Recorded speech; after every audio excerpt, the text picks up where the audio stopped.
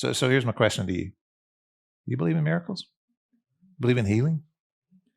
Believe it really happens? Well, I want you to meet somebody who's experienced it. You know this couple, Justin and Olivia Wright. I'm going to invite them to come on up, guys, if you would. It's really interesting how God works, because about a week or so ago, Justin texted me or emailed me and said, "Hey, can I meet with you?" And I said, "Sure." So we set up a time to meet this week. And Justin came in. He says, "I got to tell you my story." Now, I had heard a little bit about their story, but I really didn't know their story of healing. And so he began to share it with me. And what's really interesting is how God put him in my presence this week as we were preaching this story of healing. And so then Olivia came Friday afternoon. We kind of walked through it, and I got to hear kind of the fuller version of the story. And I was moved to tears. Debbie and I both were as we heard it. And I want you to hear their story this morning. So I want to start with a word of prayer for you guys, and then we'll jump in and share the story. Father, thank you for Justin and Olivia and for their willingness to step out in faith and share this story. Would you bless them, and through them bless us with the truth of who you are? This is our prayer in Jesus' name. Amen. Amen. All right, guys. So let's start, Justin, with you, because you had this experience a little over 2 years ago, where you developed this medical condition that almost ended your life. Want to tell us about that? Yeah. So about 2.5 years ago, around Thanksgiving, Olivia and I were in New York, and we were there on a mission trip. Wait, God sent you on a mission trip to New York? Yes. That's pretty cool. I didn't think about that until then. And it was the mission we were joining was feeding of the 5,000. Actually, now, come on. So there was a group there feeding homeless, and they supposedly fed 5,000 Thanksgiving meals. Wow. So, anyway, we were involved in that, and while we were there, I developed some pain in my abdomen, and of course I didn't want to, but Olivia made me go to the ER while we were there, and they did a scan, and they found a large mass in my spleen. At that point, there wasn't anything for them to do other than just send me back and have that taken care of once I got back to Valdosta. So I got here and saw a surgeon. He said, "We don't really know what it is. We'll take it out and your spleen, and we'll go from there once we know exactly what it is." So he removed my spleen and the mass, and he came back and said that it was actually an abscess, which is just infection. So we were very relieved, because obviously we were concerned about it being cancer, which it wasn't cancer. Also, we were told that a splenic abscess like that would oftentimes rupture, and then you would just fill your body with infection. So it was lucky that we'd even caught it before that happened. So started recovering, and 10 days after that surgery, so I woke up with some more terrible abdominal pain, and we went for another CT scan, and this time it revealed blood clots everywhere in my abdomen. Olivia, of course, is a nurse practitioner, and then she talks about blood clots in places we didn't even know blood clots could be. So Olivia, being in the medical field, help us understand just how serious this condition was. Ultimately at the point where we were at SGNC, they quickly realized this was, significantly worse than something that we could handle here locally. And at that point, we were transferred down to Shands, where a medical team would evaluate and kind of determine the best plan of care. It was something that really kind of stumped the medical community, just trying to figure out what they were going to do to try to provide blood flow primarily back through his liver. So essentially what had occurred was you had massive blood clots within his abdomen that created blood flow from his intestines that would go back through his liver, back to his heart for recirculation. So this blood that we're talking about could not go through his liver organ. And as a result, it would back up into his intestine. And eventually, time being of the essence, if you couldn't create a space for that blood flow, then the pressure against his intestines would increase so much that the intestine tissue would die. And ultimately, you can't live without a small intestine. And so it became incredibly evident that, they had to intervene and do so quickly. So as we were there, Justin would undergo 3 surgeries that ultimately were not successful. They were giving him IV meds to try to dissolve the clot, as well as manually just trying to go in and by hand remove portions of the clot so that the blood could continue to flow. It was decided on that 3rd day there at Shands that if in fact they could not create a space for the blood flow and were not successful, that they would put a shunt in. And this shunt would essentially bypass his liver so that the blood flow would go around it. That day, after about a 5-hour procedure, I was there in the waiting room, and Dr. Lazarowitz and Dr. Andrioni came out and stood, near me and said, Olivia, this was the Hail Mary to fix your husband. But in fact, it didn't work, and we don't know what there is to do next. And he just kind of stood. And at that moment, it's really tough when you sit in a place of knowledge and understanding of healthcare, because it's what you do, to know that there was not another option. And he did say, in fact, this didn't work. And didn't know what to do more. And you get to a place where at that point I realized if this didn't work, this was going to kill him.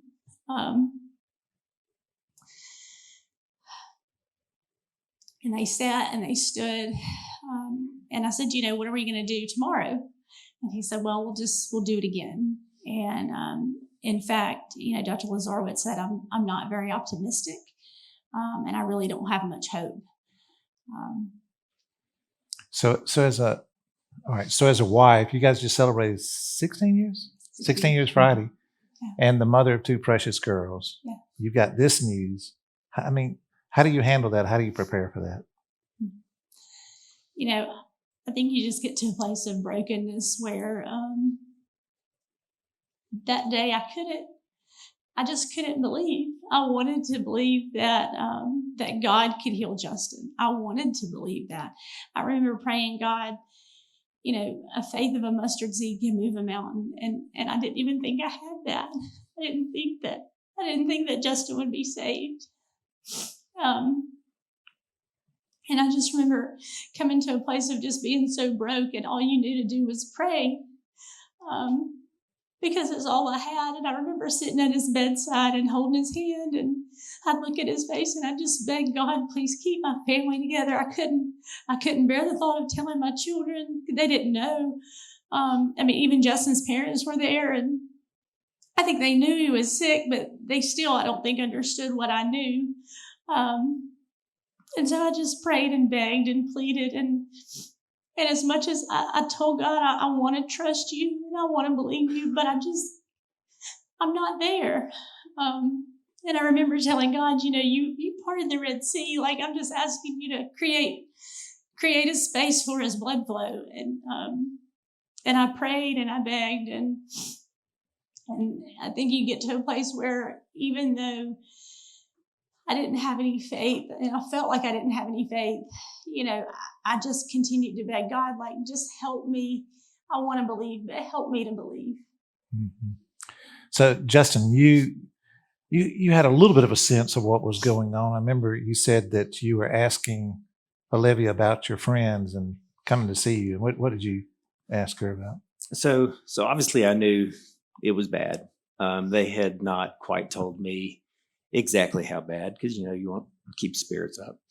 But there were times where I would look at Olivia, and friends had come to visit, and I asked, are they here to say goodbye to me? And of course she would say no. Yeah. Well, and then you had an amazing experience where you saw something that's right. You've got to share. So it was on a Sunday after that 3rd procedure, and they were going to do the 4th procedure on that Sunday. And I was laying in my bed, and Olivia was here on my left. And I asked her, who's standing over here on my right? And she looked back at me and said, there's no one standing there. And there was a TV in my room just in front of me, and I could see the reflection of Jesus standing right over my shoulder. And of course, when I tell Olivia this, she starts into nurse practitioner mode. Do you know where we are? Why are we here? Trying to make sure I wasn't having a hallucination. And I got agitated with her, but he was there. Oops. He was there. And he just stood there, and he leaned up against the back of my bed. And Olivia had a Christian song playing on her phone, and he sang along with the words. And it was just a calming peace. We call Jesus the Prince of Peace. There's lots of names in the Bible that we call Jesus, and maybe we haven't experienced that particular name that we call him. But in that moment, being in the presence of the Prince of Peace was the most overwhelming thing I can describe. And I knew that everything was going to be okay. And so the next step was the surgery on Sunday. That's right. So on Sunday, it was a long day, and many family and friends that are here to be supportive were here that day, and we waited, and it was so long, and it seemed like the time would never come. Dr. Lazarowitz was the physician on call, which meant if anything occurred, he would have to go deal with that, and so his procedure continued to be pushed back. And so all day, I vividly remember just spending so much time in just prayer and worry and fear of what the day would hold. And they took him down about 5:30. And about 3.5 hours later, Dr. Lazarowitz comes out, and he's walking down this long corridor, and I'm kind of looking to his face, like, please give me the answer from a distance. And he kind of gave me this timid thumbs up, and he gets to me, and he said, Olivia, it's worked. He said, there's some blood flow through his liver, that there's been a complication. And I'm holding my breath, and he said, I was on my way out, basically from the liver up to his neck, which is where they had gone in. And he said the shunt was dislodged, and it went from his liver space up near his heart. And of course, now we have to get it out because you have one area that's bleeding, and you got a device near someone's heart, and now you're trying to get it back through their neck. So they pulled the shunt up to his neck, but urgently having to get it out, they just grabbed a pair of instruments, and he just yanked it through his neck. So it severed his jugular vein in two. And he said, but it's worked, and we've called a vascular surgeon to fix this. And he said, I'm going to go back down, but I'll see you in about 30 minutes. And I walked down to the waiting room where many friends sat, and I said, in fact, Justin is going to be okay. And a dear friend at the moment said, Olivia, have you read that text that I sent you? And of course, I hadn't read anyone's text that day. And I pick up my phone, and it was her dear sister had sent her a message that day and said, I just want you to know that I was at church this morning praying for Justin. And I was just praying that this time of year would be a time of healing and hope for Olivia and the girls, and that every Christmas would not be a time of despair. And I saw Jesus standing over a man in a hospital bed, breathing life into him. And it was, in fact, Justin. And at that moment, as I'm reading this text and knowing what I had known and knowing what Justin had shared, I knew without a shadow of a doubt that Justin had, in fact, seen Jesus. Wow. And so then they bring Justin back, and he has tubes, and he's sedated and all. And they start to bring him out of sedation. You were telling me what he was doing. This was actually the next morning. That night, they kept him intubated. I left the hospital for about 5 or 6 hours. I came back, and I go into the room, and he's got a tube down his throat, and he's restrained to the bed, and they do that for safety. And they were trying to get him woke up, and they said, if you talk to him, he's going to know your voice. And so I began to do that, and he quickly began to become agitated and fight, and fidget with his arms. And his twin, Justin has a twin, was there at the time. And he quickly realized that Justin wanted to write. And so with his hand restrained to the bed, I had a pen and an envelope was all I had to write on. And I put the envelope up to his hand and he began to feverishly write words on this envelope. And Jimmy has it. She sent me a picture of the envelope. Listen to what Justin was writing. Not today, Satan. I told you I saw him. Mustard seed. He waved multiple times. Isn't that powerful? Yeah. And so after that, you began to recover from this? Yes. Still have the shunt. Blood still flows through it. Monitor it every 6 months. And other than that, been good. Been good. So here's the question. You know, there's more to the story. There's more. I mean, why? People probably ask you that. And then I got another question to ask you. But why do you think you were healed?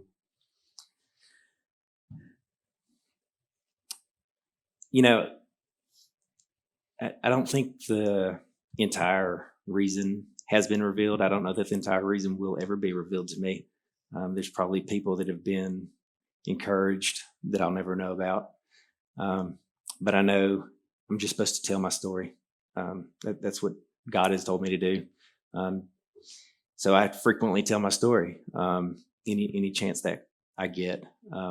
Coming to you this week, I think was interesting, the timing of it. And I know that there's someone here, someone in the early service already came up to me and said, we haven't been able to come for a long time, but I knew I had to come. And this was the reason. You know, you talk about more and, you know, there's people that have been impacted by what I went through. Specifically, both my brothers. I had a brother who is now a Christian because of this. He called me it was actually the Easter after and said I was going to be baptized, which I never thought would happen. And my twin brother's prayer life, we talk about frequently, has been radically changed. And he's actually a youth minister in Birmingham. And he talks about how his prayer life changed and God told him that pleading with him for my healing was not correct, but that he had to pray with the power and the authority that was given to us through Jesus. Wow. That's so powerful. All right. So here's the other question, because I asked this after the service. I asked you this on Monday, but we had somebody in the early service who showed up who had a similar experience. And so the burning question that I had for Justin on Monday, he asked of the other person just after the service. The question is, okay, what did Jesus look like? Right? I don't know. It was a human form, but I don't have details. Yeah. It's just you knew it was Jesus. Which is exactly what the other person said who had that experience also down in Jacksonville. That's right. Well, he's in Jacksonville. Well, I thank you for sharing this. There's more to the story. I wish we had time to get it all in, and maybe we'll get it on video and share it later. But would you just help me thank them for sharing the story and for God moving in their lives? Thank you, guys. Thank you, guys.